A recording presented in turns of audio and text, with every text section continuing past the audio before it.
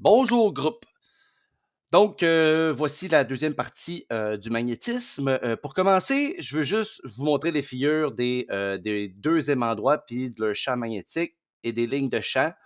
Donc, vraiment que vous observiez le milieu de ces figures-là. C'est vraiment là que ça se passe.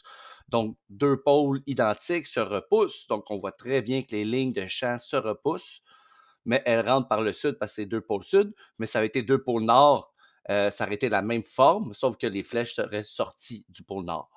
Dans la deuxième figure, on voit bien que ça va du nord au sud et que ça s'attire.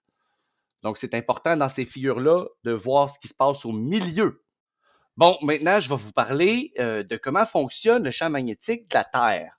Il faut comprendre que la Terre, c'est comme, bon, d'une part, vous avez le pôle Nord, vous avez le pôle Sud, tel qu'on le connaît, ça, je vous l'apprends pas. Il faut comprendre que la Terre agit comme un gros aimant, dont le Sud se retrouve à côté du pôle Nord. OK? Et c'est ce qu'on appelle le pôle Sud magnétique, et à l'inverse, on appelle ça le pôle Nord magnétique. Donc, vous voyez que le pôle Nord est vraiment comme à côté du pôle Sud magnétique, vice-versa, le pôle Sud est à côté du pôle Nord magnétique.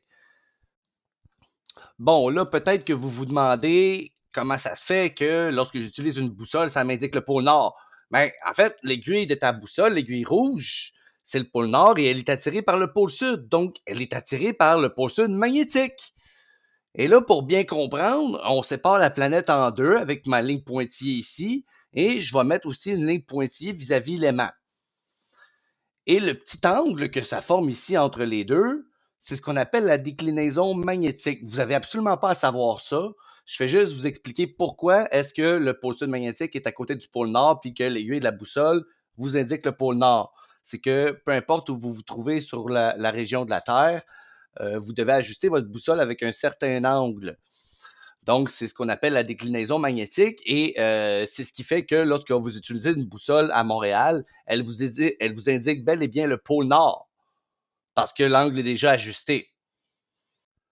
Maintenant, quand on regarde le champ magnétique de la Terre, ça ressemble à ça. Comme un aimant droit, on sort du nord, on rentre au sud et vous voyez que ça fait bel et bien le tour de la planète. Voilà pour le champ magnétique de notre magnifique planète bleue. On va maintenant passer à la dernière section du magnétisme, c'est ce qu'on appelle la règle de la main droite. Donc là, pas la règle de la main gauche, la règle de la main droite. Donc uniquement votre main droite. Si je vous surprends à essayer ça avec la main gauche, ça ne marchera pas. Donc la règle de la main droite, c'est lorsqu'on a un fil électrique, comme vous utilisez dans les laboratoires, un fil conducteur, et par lequel on a fait passer un courant électrique. Donc, qui dit courant électrique dit champ magnétique, parce qu'un courant électrique va toujours induire un champ magnétique, que ce soit autour d'un appareil électronique, d'une prise de courant, ou ce que vous branchez vos appareils, il y a un champ magnétique qui se génère. Nous, on va s'intéresser à un fil. Ce que vous allez remarquer, c'est que le champ magnétique forme un cercle autour du fil. Donc, vous voyez, au milieu, c'est le fil électrique et le champ magnétique tourne autour.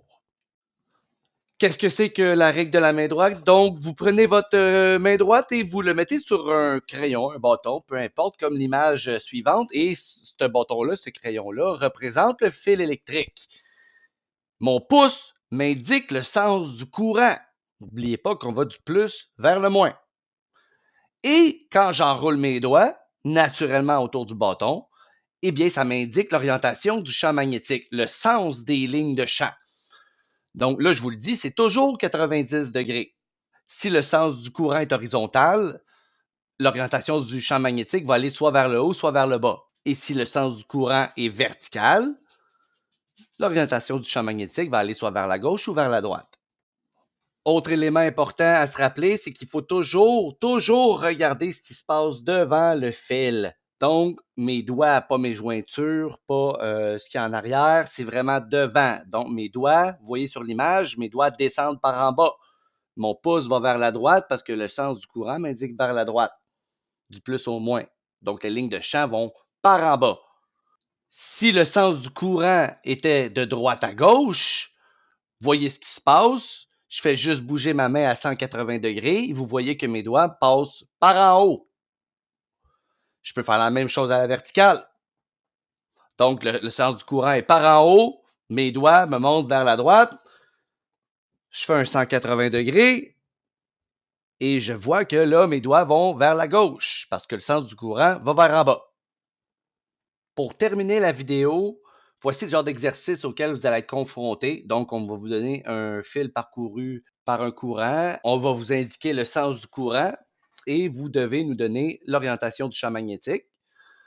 Ou vice-versa, on vous donne l'orientation du champ magnétique et vous devez nous dire le sens du courant. Voilà pour le magnétisme.